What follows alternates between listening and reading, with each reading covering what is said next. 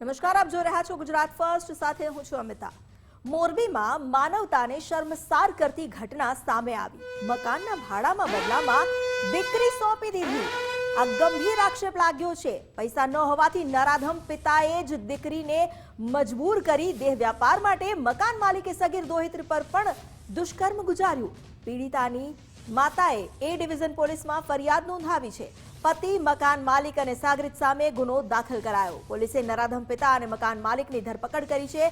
બંને નરાધમોને જેલના હવાલે કરવામાં આવ્યા। અમારી સાથે જોડાયા છે નિલેશ પટેલ, તેમની પાસેથી વધુ જાણકારી મેળવી। આજે ચકચારી કેસ છે નિલેશ, શું વિગતો સામે આવી છે? ક્યારની ઘટના છે? ફરિયાદમાં શું હકીકત જણાવવામાં આવી છે?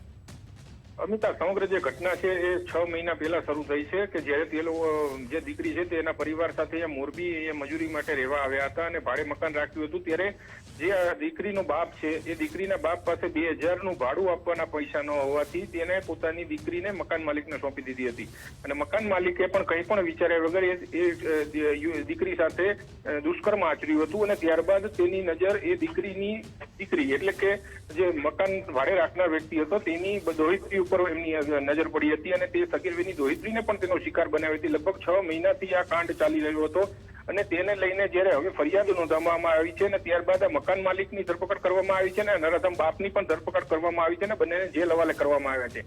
વધુ એક સાગરીત હતો કે જેણે આ કામમાં સહકાર આપ્યો હતો મકાન માલિકને, તેની પણ અત્યારે શોધખોળ ચાલી રહી છે। અમિતા, 6 મહિનાથી આ જે ચાલી રહી હતી ગંભીર ઘટના કહેવાય અને ગંભીર આરોપ પણ છે। પોલીસમાં ફરિયાદ ક્યારે નોંધાઈ અને પોલીસે જે તપાસ કરી, શું પુરાવા હાથ લાગ્યા છે?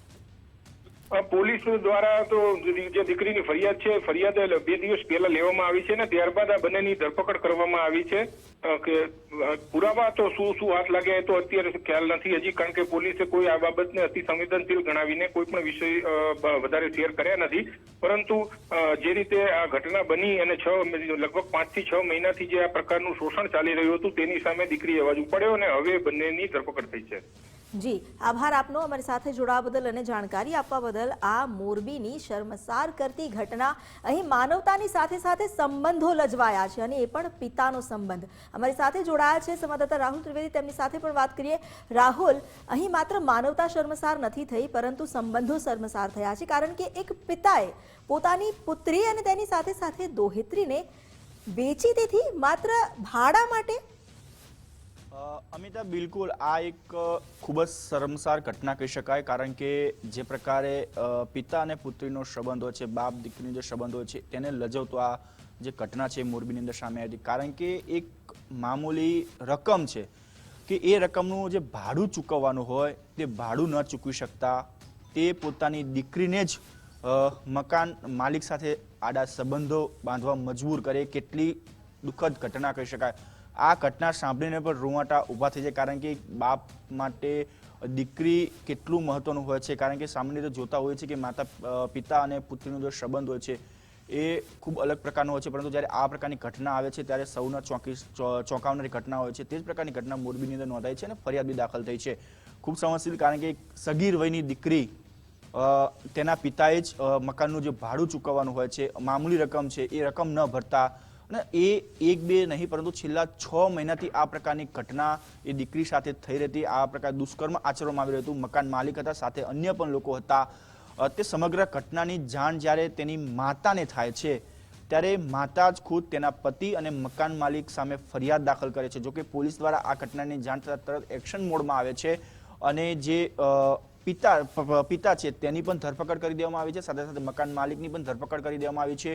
સાથે અન્ય જે એક વ્યક્તિ જે હતો આની સાથે સંકળાયેલો જે દુષ્કર્મમાં હતો તેની હાલ શોધખોળ છે ચાલી રહી છે। પરંતુ આ એક જે પ્રકારની ઘટના સામે આવી છે ખરેખર ખૂબ જ દુઃખનીય, કારણ કે જે પ્રકારે પિતા અને પુત્રીનો જે સંબંધ હોય છે તે સંબંધને લજાવતી ઘટના છે। પરંતુ હાલ આ ખૂબ જ સંવેદનશીલ ઘટનાને જાણીને પોલીસ પણ આગળની કાર્યવાહી હાથ ધરી છે। સાથે સાથે જે અન્ય એક આરોપી ફરાર છે તેની પણ શોધખોળ જે છે ચાલી રહી છે। જી બિલકુલ રાહુલ, અહીં હવે પોલીસે હવે તો કાર્યવાહી શરૂ કરી છે, પરંતુ અહીં સવાલ એટલા માટે પણ ઉઠી રહ્યા છે કારણ કે 6 મહિના સુધી દીકરી ખાતી રહી અને પણ પોતાના પિતાના કારણે।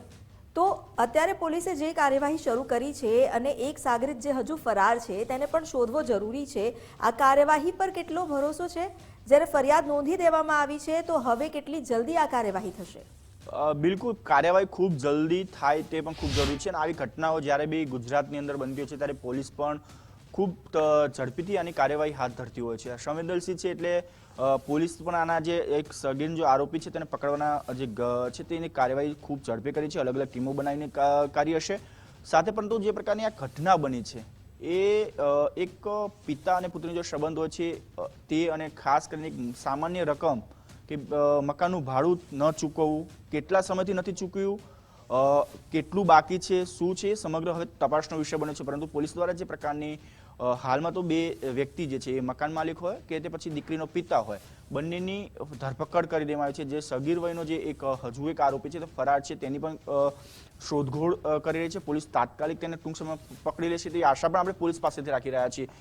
પરંતુ આ ત્રણેય જે લોકો છે જેને એક દીકરી ઉપર આ પ્રકારનું દુષ્કર્મ કરવું અને કરાવવું જે ગુનો કર્યો છે તેની સામે પણ કડકમાં કડક કાર્યવાહી થાય અને ફરી વખત આવી ઘટના ન બને તો દાખલો બેસાડવામાં આવે તે પણ ખૂબ જરૂરી બન્યું છે.